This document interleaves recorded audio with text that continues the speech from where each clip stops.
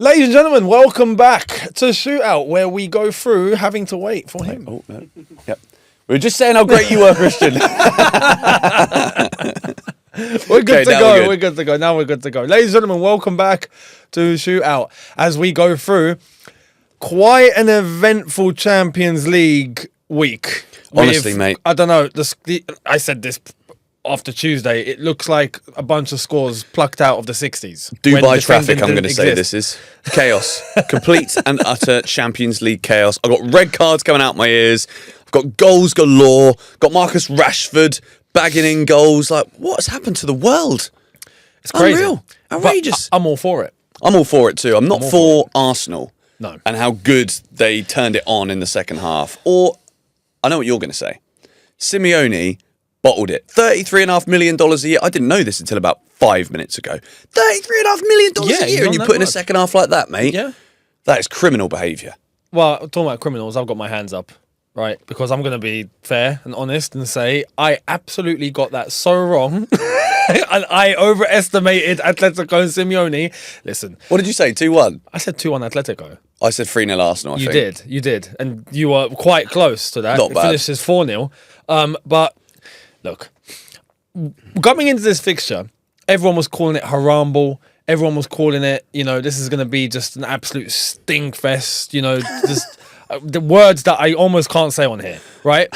And you know what? Yeah, Arsenal might have played haram ball technically, but they took advantage of a team that had plucked out football straight from the pits of hell.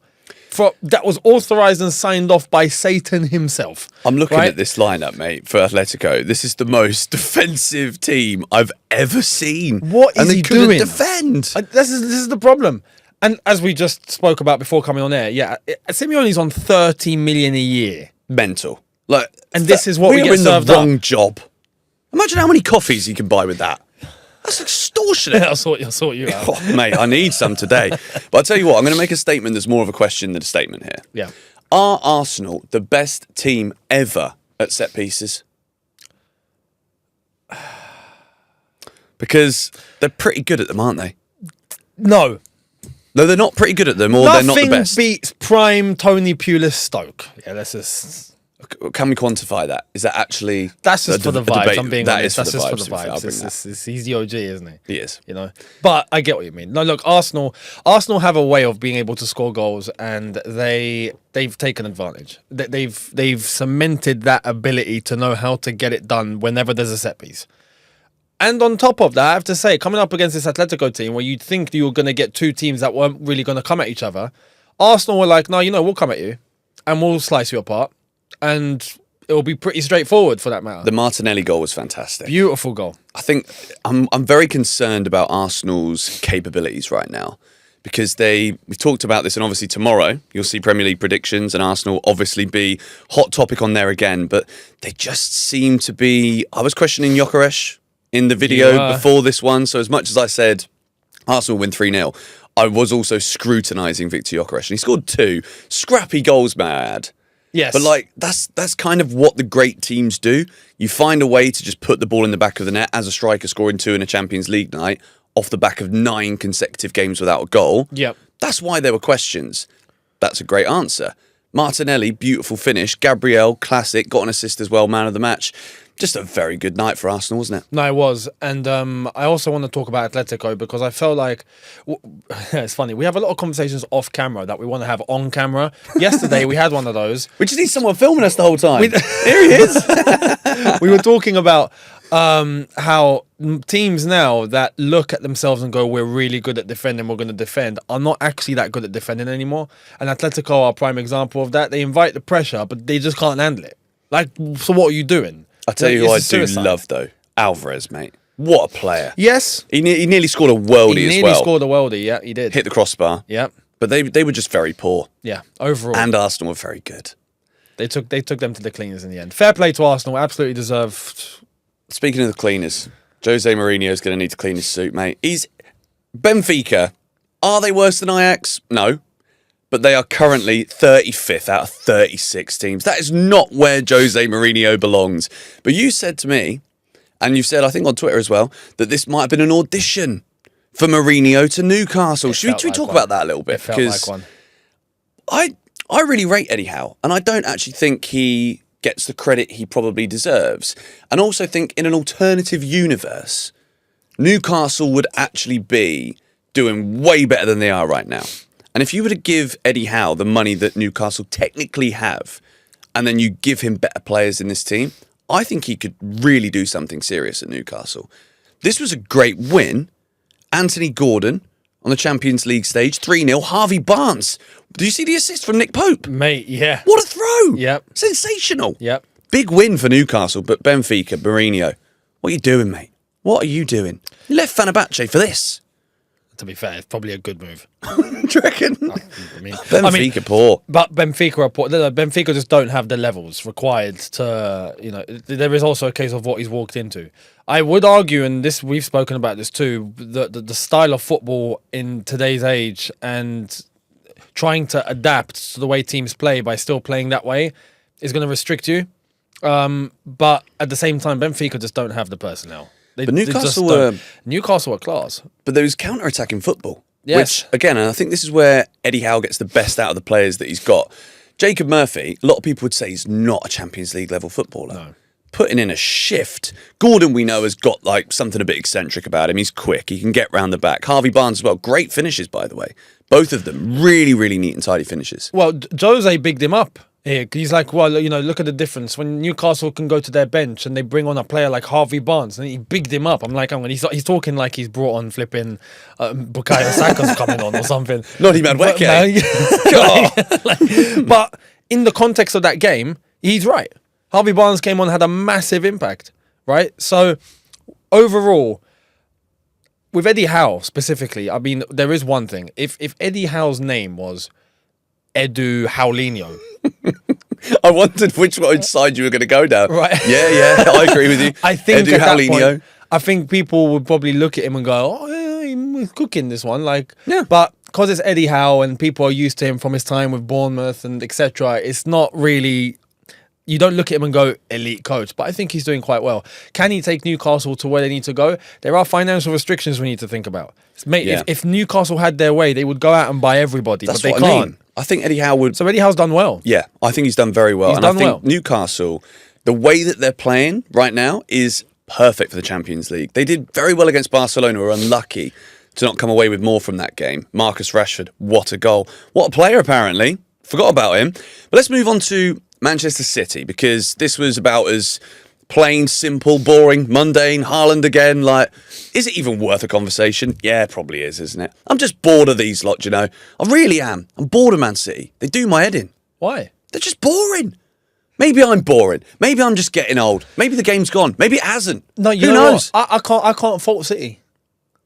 Well, I can't fault them either, but that's the boring thing about them. No, this is the thing. They had a certain way of playing, and it was boring, and they were winning, and everyone was fed up with it. Then they stopped. Then they stopped. Yeah, I get it. But they did change the way they played. You're right. And they stopped, then they went down, and everyone was laughing. Everyone's like, 115 as well. And then all of a sudden, they just capitulated. See, this is why I get annoyed. Then they went on a transformation. Then it didn't look like it was working. Now they've gone back to type and gone, no, just give the ball to Haaland. Let's just do what worked before. And it's working. I can't fault that. This is what annoys me. What is happening with the 115 charges? I can't look at it and praise it because it's just the elephant in the room.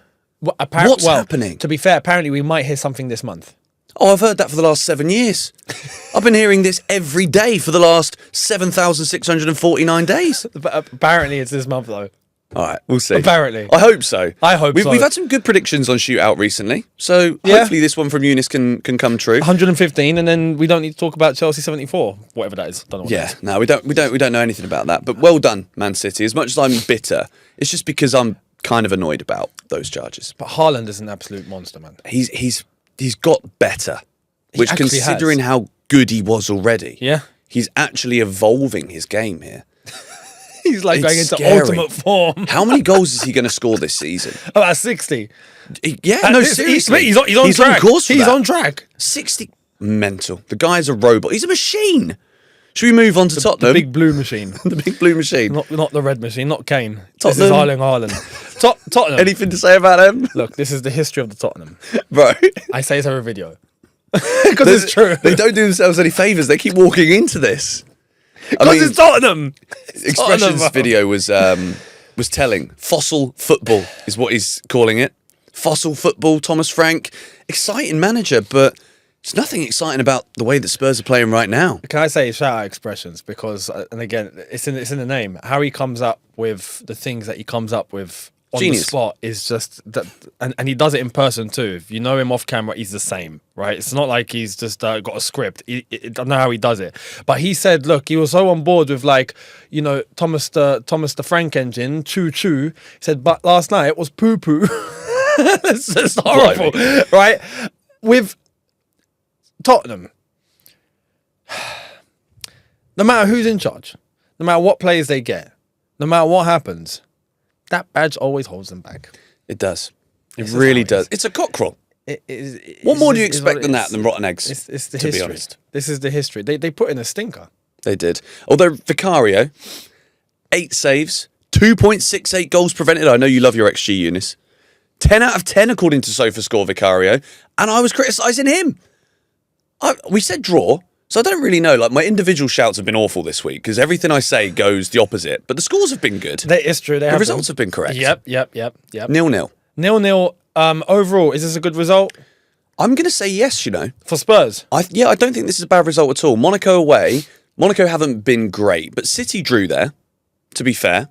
And if we're going to praise City, we've got to say well done Spurs for getting a good result. Although Monaco at the moment are currently in... where are they? 27th. Yeah. Tottenham are 15th, though. Yeah. They're unbeaten. 3 goals scored in 3 games, though. They're going to have to score a few more goals if they're going to win this tournament. This is a sort of result where down the line, if they do pick up results, they'll look back and go, that was a good result then. Yes. But if they bottle any more results going forward, they're going to look at this and go, oh man, we shouldn't have dropped points at Monaco. Win your home games, just like Chelsea do. And did we win? 5-1.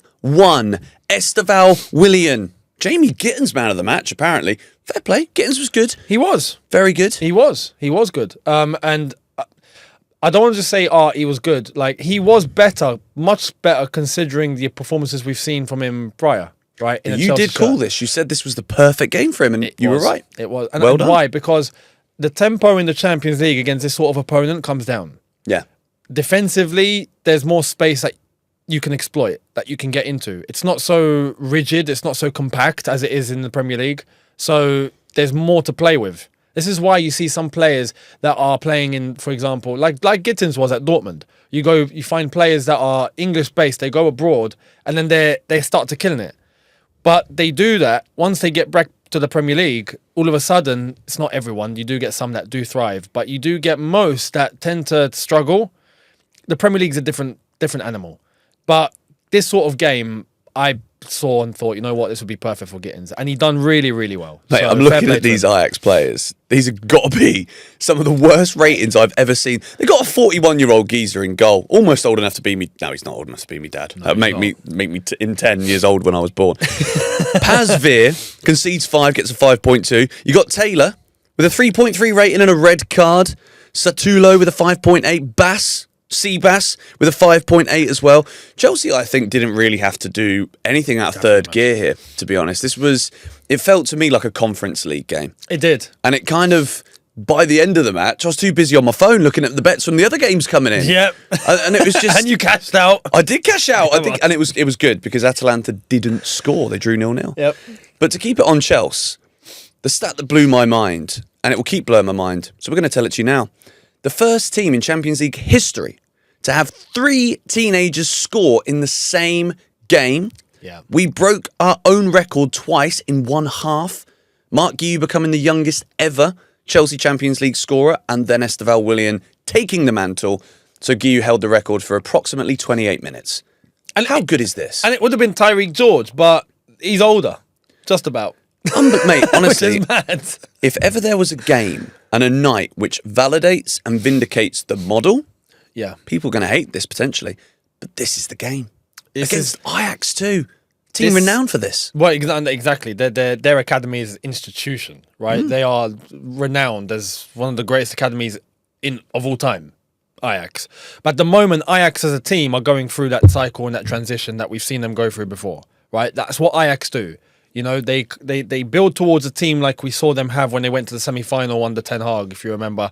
And then all of a sudden, they sell players, make money, and then go and repeat the cycle.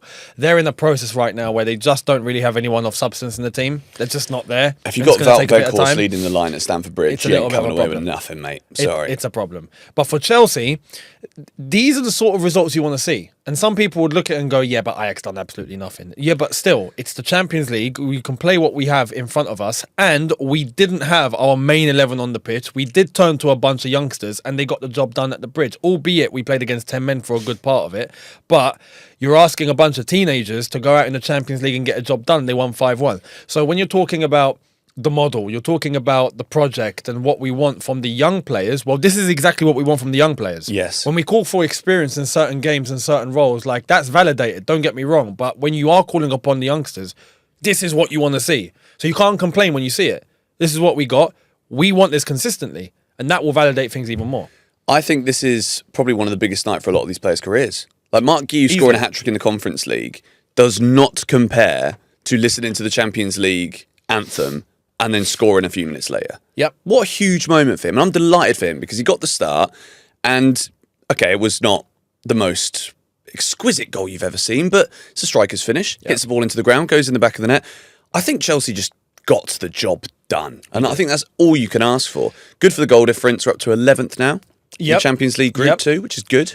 And we've got a nice bunch of rotation that happened yesterday, even after we got the result basically wrapped up in the first half. Maresca's management of the game was fantastic, brought off some really key players that we're going to say for Saturday. Mark Guiu's one of them, it seems. So I'm expecting him to probably start. And everyone's come out of that game unscathed and with a little bit of rest and happy to go. So everyone's a happy. winner. Everyone's a winner. Up the Chelsea, mate. Speaking of 5-1s, though, Liverpool as well. This is another, they're back, aren't they? Hands up. Crisis averted. Crisis over. It's not though, is it? Is it not?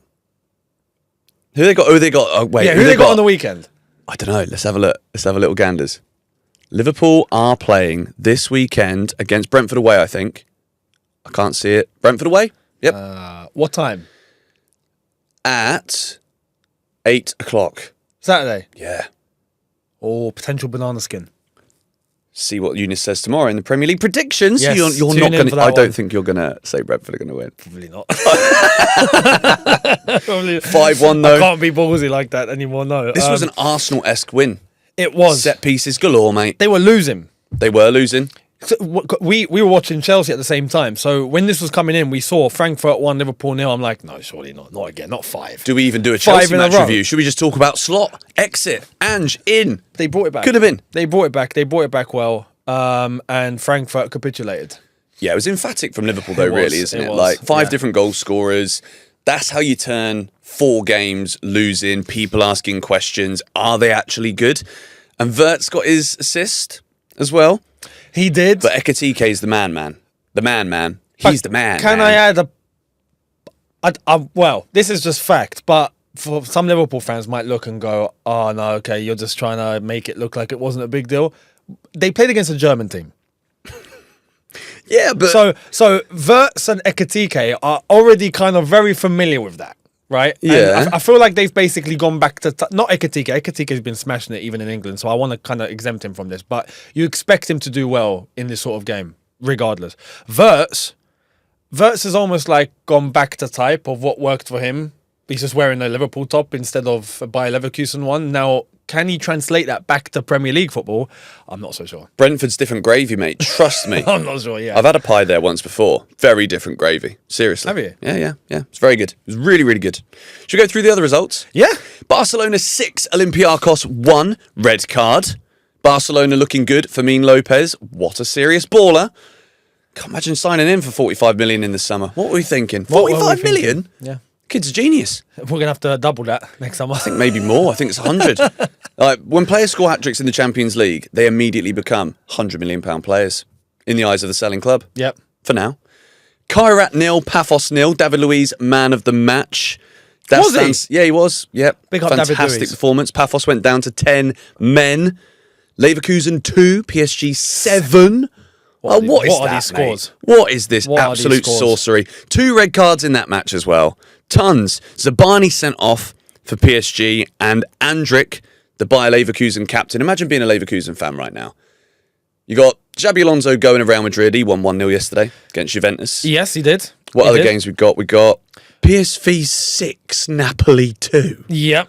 What? Big goals galore. And that's Conte's Napoli. He must have killed someone. They were 1-0 up. Scott McTominay scored, and then PSV went on a rout. Mate, I wouldn't want to be in that dressing room at full time. What is the difference, though, between Ajax losing 5-1 and PSV winning 6-2? Outrageous. Dutch football is in absolute chaos. Dortmund are doing very well. 4-2 winners at Copenhagen. That's impressive. Copenhagen, not a bad side. Yeah, for Dortmund, that's impressive. USG, Union Saint-Gilloise, 0. Inter Milan 4. Easy. Fair play.